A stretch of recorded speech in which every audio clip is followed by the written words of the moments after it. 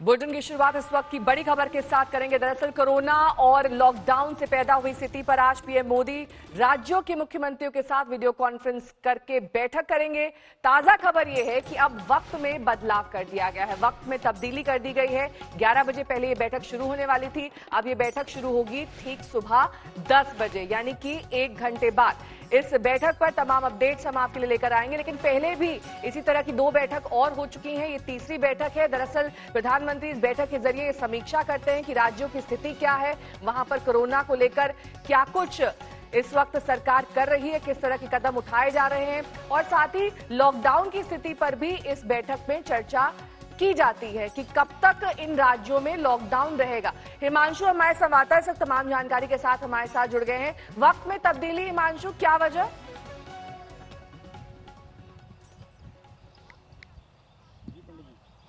देखिए, कोई वक्त में तब्दीली नहीं है। वक्त पहले भी 10 बजे ही तय था। शायद कुछ कंफ्यूजन रहा है, लेकिन जो प्रधानमंत्री नरेंद्र मोदी की जो बैठक है सभी मुख्यमंत्रियों के साथ, वो 10 बजे ही फिक्स थी। 10 बजे ही वीडियो कॉन्फ्रेंस पे उनकी बातचीत होनी थी और ये चौथी बैठक होगी। लॉकडाउन लगाने से पहले एक बैठक हुई थी, उसके बाद ये तीसरी बैठक है।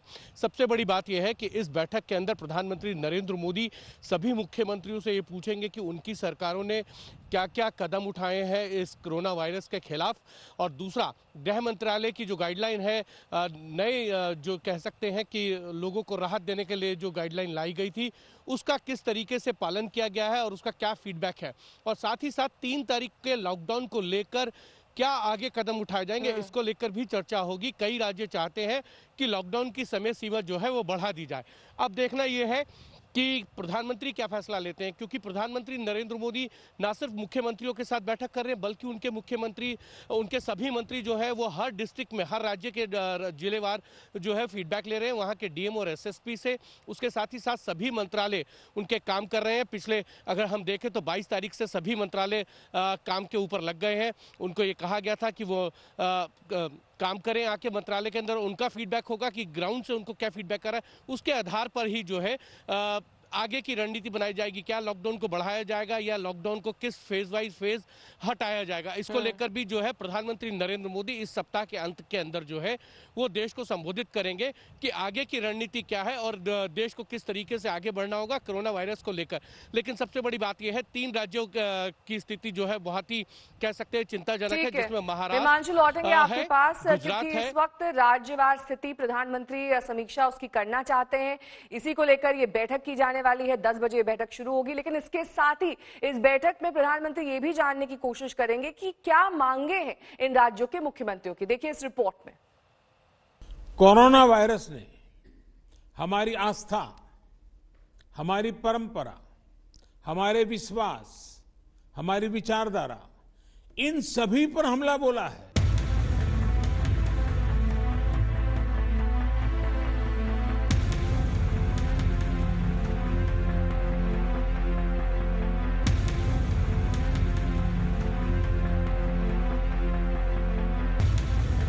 लॉकडाउन पार्ट 2 भी अब खत्म होने वाला है। आज 13वां दिन है। 3 मई तक देशबंदी है, सब कुछ बंद है। न सड़कों पर गाड़ियां दौड़ रही हैं, न बसें चल रही हैं, न ट्रेन चालू है और न ही उड़ान सेवा काम कर रही है। कोरोना की जंग में लोग घरों में हैं, सड़कों पर सन्नाटा है। लेकिन आगे क्या? 3 मई के बाद क्या होगा? क्या कोरोना की लड़ाई में और तेजी लाने के लिए लॉकडाउन बढ़ाई जाएगी या फिर रियायतों के साथ लॉकडाउन की शक्ल बदल जाएगी? इन्हीं फैसलों से पहले प्रधानमंत्री आज राज्यों के मुख्यमंत्रियों और केंद्र शासित प्रदेश से उपराज्यपालों के साथ बैठक करेंगे। लॉकडाउन के बाद भी कोरोना का संक्रमण फैलता जा रहा है। हॉटस्पॉट इलाके बढ़ते जा रहे हैं। मौत का आंकड़ा थम नहीं रहा। एक्टिव केस ही 20,000 से ज्यादा हैं। ऐसे में आज की बैठक पर सबकी नजर है। महाराष्ट्र और दिल्ली में हाल और भी बेहाल है। दोनों राज्यों के मुख्यमंत्रियों की बातों से तो यही लग रहा है कि वो फिलहाल लॉकडाउन खोलने के मूड में नहीं है। ही परिस्थिती आहे, ही परिस्थिती केव्हा संपणार, लॉकडाऊन कधी संपणार? प्रत्येकाच्या या परिणाम दुष्परिणाम हे होत असतात। लॉकडाऊनचे नक्कीच काही चांगले परिणाम आहेत। कोई डीडीए मार्केट नहीं खुलेगा, कोई ये मार्केट वो मार्केट, कोई मार्केट नहीं खुलेंगे। कोई शॉपिंग मॉल नहीं खुलेंगे, कोई मार्केट कॉम्प्लेक्स नहीं खुलेंगे, लेकिन जो रेजिडेंशियल एरियाज में इक्की दुक्की दुकानें होती हैं, स्टैंड अलोन कोई दुकान है, नेबरहुड की कोई दुकान है, उनको खोलने की इजाजत केंद्र सरकार ने दी है। कोरोना की जंग में प्रधानमंत्री जान भी और जहान भी की बात करते रहे हैं। मतलब जंग भी जारी रहे और लोगों पर आर्थिक चोट भी न पहुंचे। इसी मकसद से सरकार ने शहरों में कॉलोनियों की दुकानें और गांव के बाजार खोलने की इजाजत दे दी। लेकिन डर अब यही है कि कहीं मामला बिगड़ न जाए। सभी मान रहे हैं कि लॉकडाउन से कोरोना को काफी हद तक काबू में किया गया है। आगे इस वायरस को कैसे पूरी तरह से खत्म किया जाए, असली चुनौती यही है। हम ऐसा विचार न पाल लें कि हमारे शहर में, हमारे गांव में, हमारी गली में, हमारे दफ्तर में अभी तक कोरोना पहुंचा नहीं है, इसलिए अब पहुंचने वाला नहीं है। और हमारे यहाँ तो बार बार कहा जाता है, सावधानी हटी तो दुर्घटना घटी। कोरोना की जंग में राज्यों की बड़ी भूमिका है। वो ये लड़ाई खुलकर लड़ रहे हैं, अपने इलाके में अपनी तरह से लड़ रहे हैं। केरल का अपना मॉडल है तो राजस्थान और यूपी का अपना। जाहिर है आज की बैठक में हर मुख्यमंत्री अपने मॉडल की बात भी जरूर रखेंगे। लॉकडाउन की ये कार्रवाई 130 करोड़ लोगों के बेहतर स्वास्थ्य और सुरक्षित भविष्य के लिए बहुत महत्वपूर्ण है। सभी लोग लॉकडाउन के इस अनुशासन को स्वीकार करें। ये हमारा मानना है कि लॉकडाउन लगाना आसान है, लॉकडाउन को खोलना बड़ा मुश्किल काम है। सोच सकते हैं कि लॉकडाउन धीरे धीरे कैसे फेजेज में खुले, ये योजनाबद्ध तरीके से काम करना पड़ेगा राज्यों को और केंद्र को मिल करके। जाहिर है आज की हाई प्रोफाइल बैठक के बाद ही 3 मई के बाद की तस्वीर साफ होगी। मुख्यमंत्रियों के फीडबैक पर ही सरकार फैसला लेगी कि लॉकडाउन 3 लागू होगा या नहीं, ट्रेनें बहाल होंगी या नहीं, बाजार पूरी तरह खुलेंगे या नहीं। आज तक ब्यूरो। और लॉकडाउन को लेकर क्या है मुख्यमंत्रियों के तेवर, ये हमने आपको दिखाया। कुछ मुख्यमंत्रियों की राय भी अब आपको दिखा देते हैं। कोई डीडीए मार्केट नहीं खुलेगा, कोई ये मार्केट वो मार्केट, कोई मार्केट नहीं खुलेंगे, कोई शॉपिंग मॉल नहीं खुलेंगे, कोई मार्केट कॉम्प्लेक्स नहीं खुलेंगे, लेकिन जो रेजिडेंशियल एरियाज में इक्की दुक्की दुकानें होती हैं, स्टैंड अलोन कोई दुकान है, नेबरहुड की कोई दुकान है, इक्की दुक्की इस तरह की जो दुकानें हैं, उनको खोलने की इजाजत केंद्र सरकार ने दी है। ही परिस्थिती आहे, ही परिस्थिती केव्हा संपणार, लॉकडाऊन कधी संपणार, प्रत्येकाच्या या परिणाम दुष्परिणाम हे होत असतात। लॉकडाऊनचे नक्कीच काही चांगले परिणाम आहेत। लॉकडाऊनमुळे मी एक गोष्ट नक्की सांगेन, आत्मविश्वासाने सांगेन की लॉकडाऊनमुळे आपण हे जे संकट जे गुणाकारात वाढत जातं त्याचा वेग हा संत ठेवण्यामध्ये नक्की यशस्वी झालेलो आहोत। लॉकडाउन लगाना आसान है, लॉकडाउन को खोलना बड़ा मुश्किल काम है।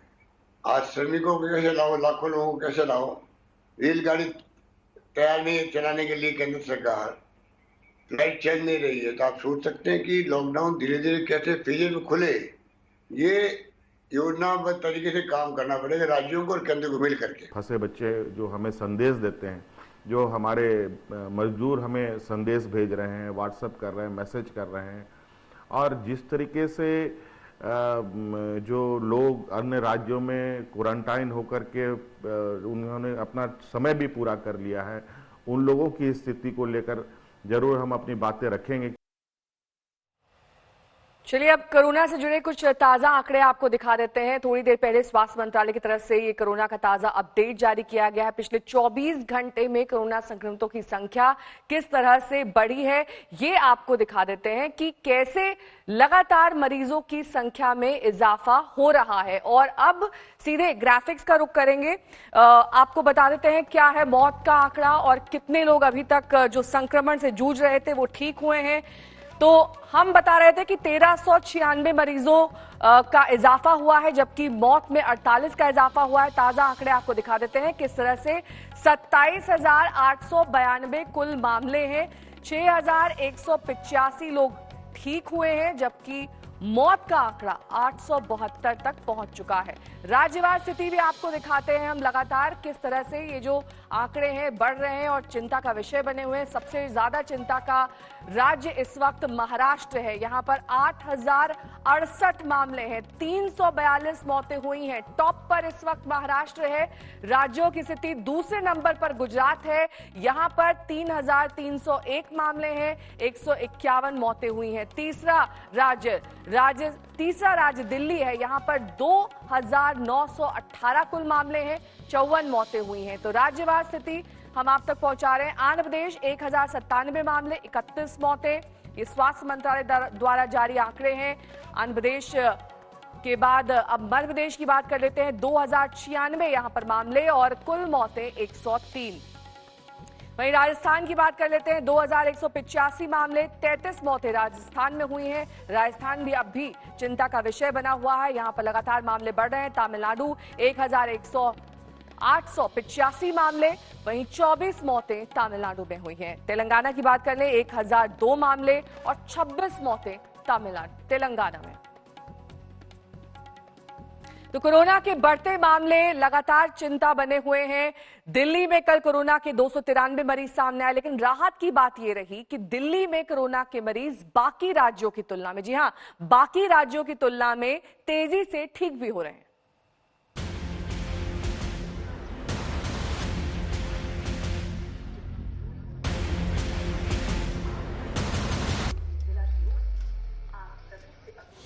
राजधानी दिल्ली के ओखला मंडी की ये सुबह की तस्वीर है। लॉकडाउन और सोशल डिस्टेंसिंग की नसीहतों के बीच देश की राजधानी के बेहद अहम इलाके की यह तस्वीर बताती है कि सब कुछ उसी तरह नहीं चल रहा जैसा चलना चाहिए। शायद लॉकडाउन और सरकार के निर्देशों का पूरी तरह पालन न करने का नतीजा है कि दिल्ली में कोविड-19 के मरीजों की संख्या लगातार बढ़ती जा रही है। ताजा आंकड़ों पर गौर कीजिए। दिल्ली में कल कोरोना के 293 नए मामले सामने आए, जिससे राजधानी में कोरोना केस की संख्या बढ़कर 3000 के करीब यानी 2918 पर पहुंच गई। अच्छी बात यह है कि पिछले 24 घंटे में 8 लोग ठीक हुए। दिल्ली में अब तक 877 मरीज ठीक हो चुके हैं। खास बात यह भी है कि पिछले 24 घंटों में एक भी मौत नहीं हुई है। अब तक दिल्ली में 54 लोग कोरोना से जान गंवा चुके हैं। दिल्ली में कोरोना मरीजों की संख्या बेशक लगातार बढ़ रही है, लेकिन एक अच्छी बात यह भी सामने आ रही है कि यहां मरीज ठीक भी हो रहे हैं। मरीजों के ठीक होने के मामले में दिल्ली का रिकॉर्ड राष्ट्रीय रिकॉर्ड से काफी बेहतर है। ग्राफिक्स में आंकड़े देखिए। दिल्ली में 2918 में 877 मरीज ठीक हुए हैं। इस लिहाज से रिकवरी रेट 30% है, जबकि कल शाम 5 बजे के आंकड़ों के मुताबिक देश में 26,917 केस में 5,914 ठीक हुए हैं, यानी रिकवरी रेट करीब 22%। यही वजह है कि दिल्ली अभी लॉकडाउन को लेकर सख्ती जारी रखना चाहती है। ये हमारे लिए बहुत कठिनाई का समय है। बड़ी कठिनाई से पिछले एक हफ्ते में आप सब लोगों ने मेहनत करके कोरोना को पे काबू पाया है। हमें इसे जारी रखना है, किसी भी तरह से इसको अब आगे और बढ़ने नहीं देना। 3 मई तक पूरे देश में प्रधानमंत्री जी ने लॉकडाउन का ऐलान किया है। 3 मई के बाद केंद्र सरकार इस पे क्या निर्णय लेती है, उस पे निर्भर करेगा कि हम दिल्ली के अंदर आगे इसको कैसे ले जाते हैं। बहरहाल इस बीच कुछ और ऐसे मामले आए हैं जो दिल्ली वालों को परेशान कर सकते हैं। रोहिणी के अंबेडकर अस्पताल के 32 चिकित्सा कर्मियों के कोविड-19 पॉजिटिव आने की खबर है। इसमें डॉक्टर और नर्स भी शामिल हैं। बताया जाता है कि एक गर्भवती महिला के संपर्क में आने से यहां कोरोना फैला। महिला पर कोरोना होने की जानकारी छिपाने का आरोप है।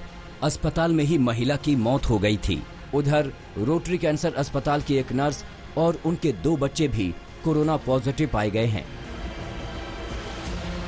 इस बीच दिल्ली में 24 घंटे के भीतर हॉटस्पॉट की संख्या में 2 का इजाफा हुआ है। कोटला मुबारकपुर में कुम्हार गली से चौपाल चौक, मजलिस पार्क और आदर्श नगर की गली नंबर 3, 4 और 5 को हॉटस्पॉट घोषित किया गया है। पंकज जैन के साथ कुमार कुणाल, दिल्ली आज तक।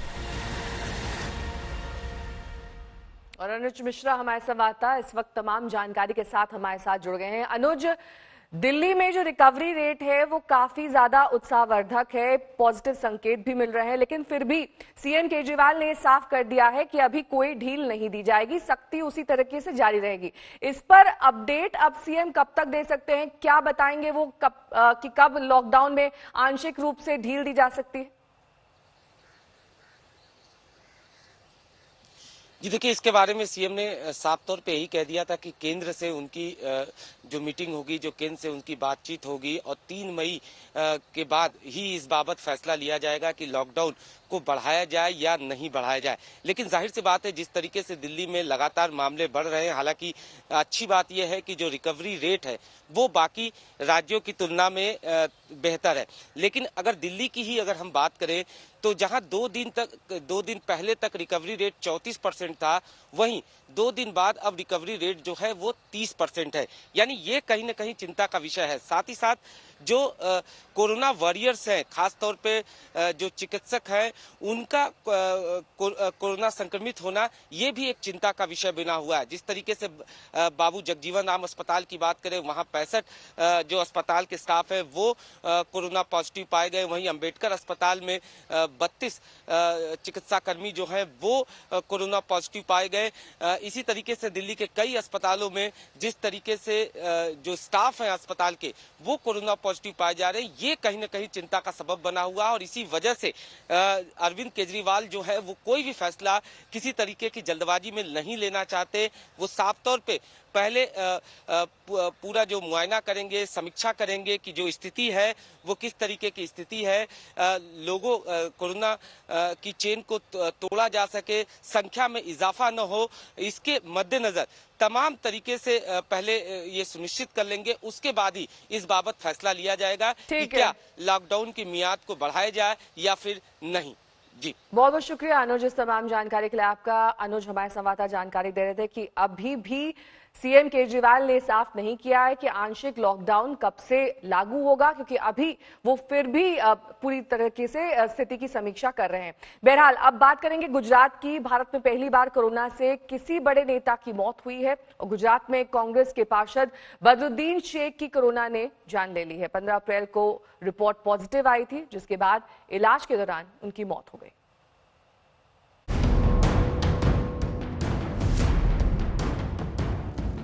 संक्रमण काल में खतरा बराबर है। वायरस ना तो धर्म देखता है, न जाति, न अमीरी, न गरीबी। अब इसके जद में नेता भी आ गए। कोविड-19 से पहले बड़े नेता की मौत हुई है। अहमदाबाद में कांग्रेसी पार्षद बदरुद्दीन शेख की कोरोना ने जान ले ली। वो 8 दिनों से अहमदाबाद के एसवीपी अस्पताल में भर्ती थे। 15 अप्रैल को कोरोना की रिपोर्ट पॉजिटिव आने के बाद उन्हें अस्पताल में भर्ती कराया गया था। 2 दिन बाद उनकी तबीयत बिगड़ गई, फिर उन्हें वेंटिलेटर पर ले जाना पड़ा। અમદાવાદ મ્યુનિસિપલ કોર્પોરેશનમાં પૂર્વ વિરોધ પક્ષના નેતા અને એક સાચા જનસેવક, એક સંનિષ્ઠ કોંગ્રેસી બદરુદ્દીનભાઈ શેખના અવસાનના સમાચારથી આપણે સૌ વ્યથિત છીએ। એક સાચો જનસેવક કેવો હોય એ જોવું હોય તો બદરુદ્દીનભાઈનું જીવન જોવું પડે। મેં બહુ નજીકથી એમની રાજકીય કારકિર્દી જોઈ છે। 40 વર્ષથી જેઓ ત્યારે યુવક કોંગ્રેસમાં સક્રિય હતા ત્યારથી एक निकटनो नातो एमना साथे रह्यो छे। कांग्रेस नेताओं के बीच बदरू भाई के नाम से जाने जाने वाले बदरुद्दीन शेख कद्दावर नेता थे। वो करीब 40 साल से सियासत में थे। अहमदाबाद के बेरामपुरा से पार्षद थे। वो अहमदाबाद नगर निगम में विपक्ष के नेता भी रह चुके थे। इससे पहले कांग्रेस विधायक इमरान खेड़ावाला भी कोरोना के घेरे में आए। रिपोर्ट से पहले वो मुख्यमंत्री की बैठक में भी शामिल हुए थे, जिसके बाद सीएम विजय रूपाणी को भी एहतियातन टेस्ट कराना पड़ा था। अहमदाबाद का बेहरामपुरा कोरोना का हॉटस्पॉट है। यहाँ तेजी से कोरोना फैला। बदरुद्दीन शेख लोगों के बीच काम कर रहे थे, तभी संक्रमित हो गए। गुजरात में कोरोना के मामले तेजी से बढ़े। महाराष्ट्र के बाद गुजरात में ही सबसे ज्यादा संक्रमित हैं। गुजरात में कोरोना के आंकड़े 3000 के पार पहुंच गए, जिनमें 2000 से ज्यादा केस अहमदाबाद के ही हैं। 24 घंटे में ही यहाँ 230 नए मामले आए, जिनमें 178 सिर्फ अहमदाबाद में बढ़े। गुजरात में कोरोना ने अब तक 151 लोगों की जान ले ली। इनमें 104 मौत तो अहमदाबाद में हुई। 24 घंटे में यहां 18 लोगों की जान गई, सभी अहमदाबाद से ही हैं। कोरोना की चपेट में केंद्रीय स्वास्थ्य मंत्री के ओएसडी का दफ्तर भी आ गया। वहां तैनात गार्ड संक्रमित निकला। इसके बाद दफ्तर बंद कर दिया गया और ओएसडी क्वारंटीन हो गए। सियासी हलकों तक कोरोना की सेंधमारी पहले ही हो चुकी थी। इससे पहले महाराष्ट्र के आवास मंत्री जितेंद्र आव्हाड की रिपोर्ट पॉजिटिव आई थी, तो केंद्रीय मंत्री रामदास अठावले के घर में तैनात पुलिसकर्मी संक्रमित निकला। अहमदाबाद से गोपी घांगर के साथ आज तक ब्यूरो। कांग्रेसी नेता की यहां जान चली गई, जाहिर तौर पर एक बड़ी क्षति, क्योंकि ये कांग्रेसी नेता उन कोरोना संक्रमित लोगों के साथ काम कर रहे थे और वहीं से इन्हें संक्रमण मिला। उसके बाद उनका इलाज किया जा रहा था और अब बताया जा रहा है कि जिस तरह से लगातार गुजरात में कोरोना पैर पसार रहा है वो वाकई चिंता का विषय बना हुआ है। गुजरात में ही कुल अगर मामले ले लें तो 3,301 मामले हैं, 2,181 तो कुल अहमदाबाद में ही हैं। 24 घंटे में 230 केस बढ़े हैं पूरे गुजरात में, 151 लोगों की जान गई है कुल मिलाकर और 18 लोगों की जान 24 घंटे में गई है। कांग्रेस पार्षद बदरुद्दीन शेख की मौत हुई है, कोरोना से संक्रमित थे, 8 दिन से इलाज चल रहा था, अस्पताल में भर्ती थे। 15 अप्रैल को रिपोर्ट पॉजिटिव आई। गोपी घांगर हमारे संवाददाता इस वक्त तमाम जानकारी के साथ हमारे साथ जुड़ गई हैं। गोपी, हैरानी की बात है, कांग्रेस के कद्दावर नेता कोरोना से इनकी जान चली गई, कांग्रेस के लिए एक बड़ी क्षति। लेकिन सबसे महत्वपूर्ण बात कि ये कोरोना से संक्रमित लोगों के लिए काम कर रहे थे, वहीं से इन्हें ये संक्रमण लगा। क्या बता रहे हैं डॉक्टर्स? उम्र एक बहुत बड़ी वजह थी इनकी जान जाने की, या फिर वक्त रहते ट्रीटमेंट नहीं मिल सका? जी बिल्कुल नेहा, मैं आपको बता दूं कि उम्र एक वजह थी, साथ ही उनको कोमोर्बिड की वजह से भी उनकी जान गई है। इस तरीके का यहाँ के जो डॉक्टर्स हैं उनका कहना है।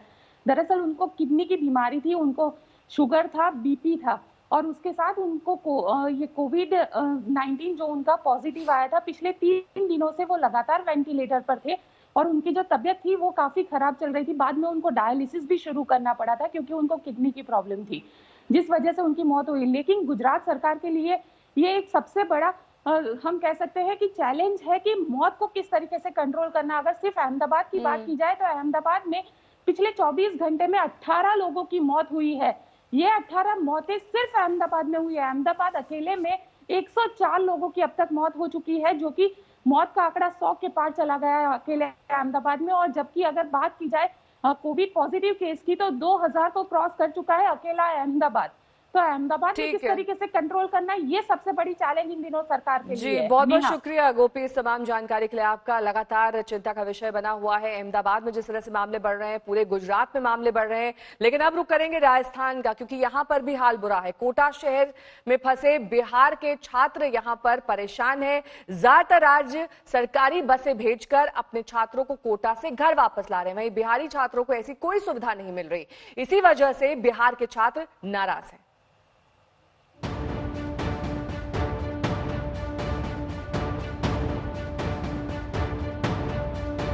राजस्थान के कोटा शहर में फंसे बिहार के ये छात्र बेहद परेशान हैं। ये छात्र दूसरे सूबे के अपने साथियों को एक एक कर बसों में भरकर घर जाता देख रहे हैं, लेकिन इनकी सुध लेने वाला कोई नहीं। छात्रों का कहना है कि बिहार सरकार बस भेजने को तैयार नहीं है।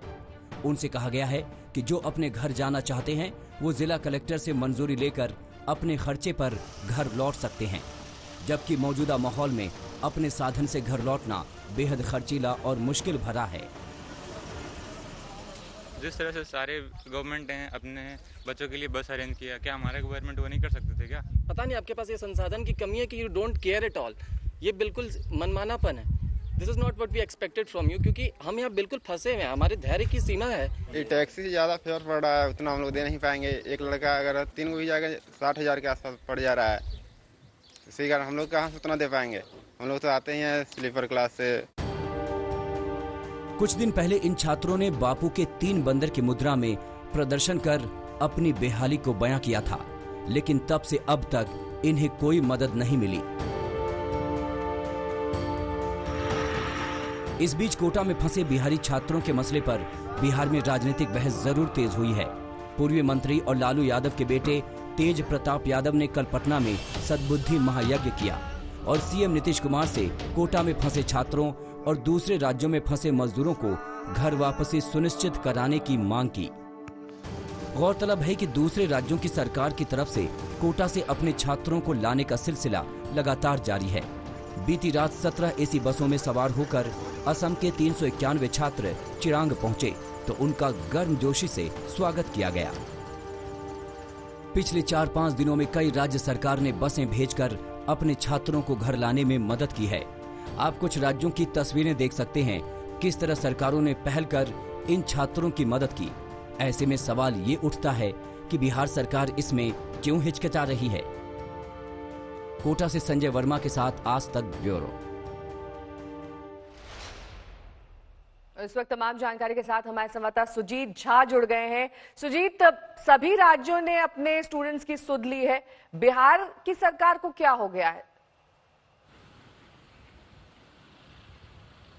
देखिए नेहा, इसमें दो बातें हैं, उस पर ध्यान देने की भी जरूरत है। दूसरे जो राज्य हैं उनके जो छात्र हैं उनकी संख्या काफ़ी कम है। बिहार का एक बहुत बड़ा छात्र का वर्ग कोटा में जाता है तैयारियों के लिए, इंजीनियरिंग मेडिकल कॉलेज के लिए, जिनकी संख्या काफ़ी ज़्यादा है। साथ में ये भी माना जाता है कि उनके पेरेंट्स भी, कई अधिकतर छात्रों के पेरेंट्स भी साथ में रहते हैं। तो राज्य सरकार ने जो पहले फैसला लिया उनके मुताबिक कि अगर, क्योंकि आपको पता है कि पूरे देश में मजदूर भी काफ़ी संख्या में फंसे हुए हैं बिहार के, और केवल 25 लाख मजदूर ने एक तरह से यहाँ के कंट्रोल रूम में फ़ोन करके ये बताया है कि वो फंसे हुए हैं और सरकार उनकी मदद कर रही है। 16-17 लाख लोगों को उनके अकाउंट में पैसा भी भेजा है। तो इतनी भारी संख्या में अगर राज्य सरकार का कहना है कि अगर कोटा के छात्रों को हम लाते हैं तो पुणे में जो छात्र फंसे हुए हैं, जो चेन्नई में फंसे हुए हैं, जो दिल्ली में फंसे हुए हैं, उन छात्रों को भी लाना पड़ेगा। और इतनी भारी संख्या में अगर छात्रों को हम लाते हैं तो मजदूर भी कहेंगे कि उनको भी लाया जाए। तो इतने ज्यादा संसाधन है नहीं किसी के पास। बहुत बहुत शुक्रिया तमाम जानकारी के लिए आपका। बिहार की सरकार के लिए चिंता का विषय ये है कि जो स्टूडेंट्स हैं उनकी संख्या काफी ज्यादा है। ऐसे में सिर्फ कोटा ही को क्यों, बाकी जगहों के छात्रों को भी लाना पड़ेगा। आपको बता दें कि कोटा राजस्थान के उन जिलों में से है जहां पर कोरोना का संक्रमण बहुत ज्यादा है। राजस्थान में कोरोना केस की संख्या 2200 को पार कर चुकी है। पिछले 12 घंटे में कोरोना के 36 नए केस सामने आए हैं। अब कुल केस की संख्या 2221 हो गई है। झालावाड़ से 9 और कोटा से 4 नए मामले सामने आए हैं। कोटा से कुल 162 केस आ चुके हैं। शरद कुमार हमारे संवाददाता इस वक्त तमाम जानकारी के साथ हमारे साथ जुड़ गए हैं। शरद, पहले तो रामगंज ही एक हॉटस्पॉट था, अब नए नए हॉटस्पॉट्स आ रहे हैं। इसको लेकर सरकार की क्या रणनीति है, किस तरह से ये डैमेज कंट्रोल किया जाएगा, क्योंकि लॉकडाउन है वहां पर, इसके बावजूद नए हॉटस्पॉट्स आ रहे हैं और संक्रमण के मामले बढ़ रहे हैं? देखिए, सबसे बड़ी बात है कि लोगों में एक धैर्य नहीं है और लोग घरों से निकलना शुरू कर दिए हैं। रामगंज के बाहर के इलाकों में भी जयपुर में संक्रमण फैलने लगा है। ये सोडाला का इलाका है, देख सकते हैं कि यहाँ पर छिड़काव किया जा रहा है क्योंकि कल ही यहाँ पर एक कोरोना पॉजिटिव निकला है। इससे पहले 2 दिन कोरोना पॉजिटिव निकला, तो शहर के बाहर के इलाकों में भी कोरोना पॉजिटिव केसेज निकलने शुरू हो गए हैं। आज जैसा कि कहा जा रहा था कि भीलवाड़ा में कुछ राहत मिलेगी, लेकिन कल भीलवाड़ा में भी एक नया पॉजिटिव केस आ गया है। जैसलमेर में एक सप्ताह बाद एक नया पॉजिटिव केस आ गया है। तो कोरोना कैसे खत्म हो, इसको लेकर कोई खास फार्मूला सरकार के पास नहीं है। हाँ, मौतों का सिलसिला जरूर राजस्थान में नहीं है। जैसा कि रामगंज में अकेले 750 मामले हैं, लेकिन देखें तो केवल 12 से 15 मौतें हैं। और उसे लेकर राजस्थान सरकार ने एक नई रणनीति अपनाई कि जितने भी बुजुर्ग थे, आयुष्मान भारत के तहत जिन्होंने 2 साल में इलाज लिया था, उनका डाटा इकट्ठा किया और सारे बुजुर्गों को वहां से निकाल लिया। तो कोमॉर्बिडिटी से जो डेथ हो रही थी वो बिल्कुल कम हो गई है। तो ये एक राजस्थान मॉडल मौतों को रोकने के लिए अपनाया है, जहां 0.42% केवल राजस्थान में मौतें हैं, जबकि मात्र 7 करोड़ की आबादी में अगर आबादी के हिसाब से देखें तो बहुत ज्यादा संख्या है, 2200 से ज्यादा है। अकेले 750, 2-2.5 लाख की आबादी के रामगंज में अकेले 700 से ज्यादा कोरोना पॉजिटिव के केसेस आ गए हैं। तो कुल मिलाकर कहा जाए कि राजस्थान में बहुत अच्छी स्थिति नहीं है, लेकिन जिस तरह से लोगों में एक अधीरता हो रही है कि लॉकडाउन कब तक रहेगा, जो मजदूर हैं वो निकलना शुरू हो गए हैं, जो छात्र हैं वो कोटा से लेकर कई जगहों पर प्रदर्शन कर रहे हैं कि घर जाना है। तो ये एक समस्या आ रही है कि अगर लॉकडाउन में ढील दी जाती है तो कहीं ये फैल ना जाए। ये लोग कोरोना से डरे नहीं, बल्कि डटकर लड़े और जीतकर घर वापस भी लौटे। तालियों की गड़गड़ाहट के साथ विदाई हुई तो घर वापसी पर शानदार स्वागत भी हुआ। कोरोना को लेकर चल रहे तमाम आंकड़ों के बीच अब आपको दिखाते हैं दिल को सुकून देने वाली कुछ शानदार तस्वीरें।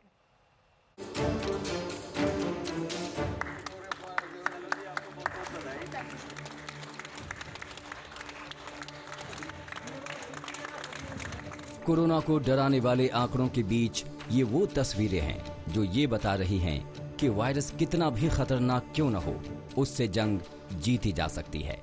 ये तस्वीर है गोरखपुर के बीआरडी मेडिकल कॉलेज की, जहां एक 3 महीने की बच्ची कोरोना को हराकर अस्पताल से बाहर निकली तो उसे गुड बाय कहने के लिए डॉक्टरों की पूरी टीम मौजूद थी। दिल खुश करने वाली दूसरी तस्वीर चंडीगढ़ से सामने आई।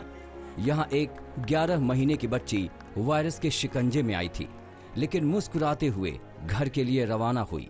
बच्ची जब अपनी मां के साथ पीजीआई हॉस्पिटल से बाहर निकली तो डॉक्टरों ने ताली बजाकर उसे विदा किया।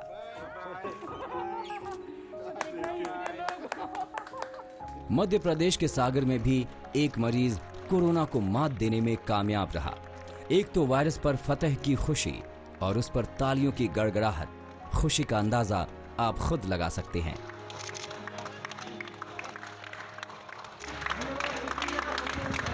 गाजियाबाद में तालियों की गड़गड़ाहट की जगह गूंजा गायत्री मंत्र।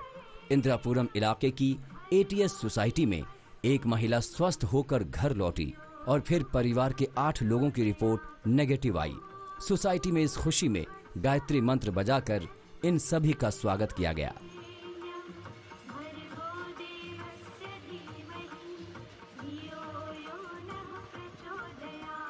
दुनिया भर में कोविड-19 के मरीजों की संख्या तेजी से बढ़ रही है, तो वहीं स्वस्थ होने वालों की तादाद भी कम नहीं है।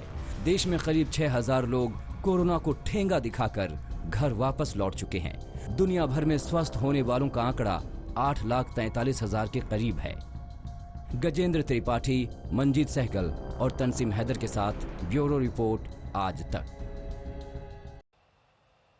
इंदौर का एक वीडियो सोशल मीडिया पर खूब वायरल हो रहा है। दरअसल इस वीडियो में एक रईसज़ादा 25 लाख की पोर्शे कार से लॉकडाउन में शहर घूमने निकलता है। रास्ते में उसका पाला पुलिस से पड़ता है।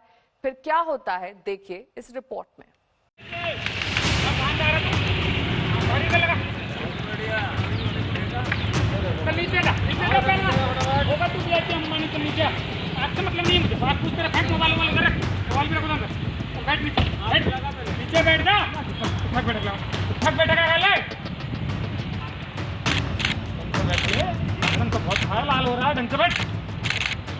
इंदौर में लॉकडाउन की धज्जियां उड़ाते हुए ये युवक लाखों की पोर्शे कार में सवार होकर मस्ती करने निकला।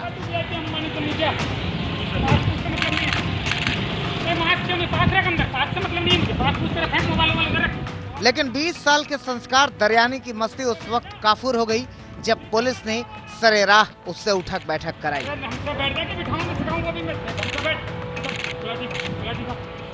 85 लाख की कार का टशन। लॉकडाउन में मस्ती पड़ी महंगी। गार्ड ने धन्ना सेठ के बेटे को सिखाया सबक। चौराहे पर कराई उठक बैठक।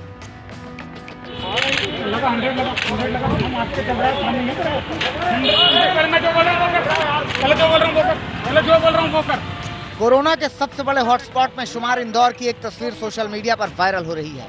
एक नौजवान लाखों की पोर्शे कार में सवार होकर पूरे टशन में निकलता है। शहर के चंद्रगुप्त चौराहे पर सुरक्षा समिति का गार्ड उसे रोकता है।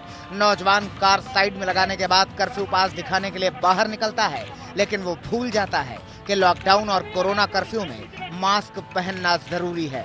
इसी बात पर गार्ड उसे चेतावनी देता है और सबक सिखाने के लिए उठक बैठक कराता है।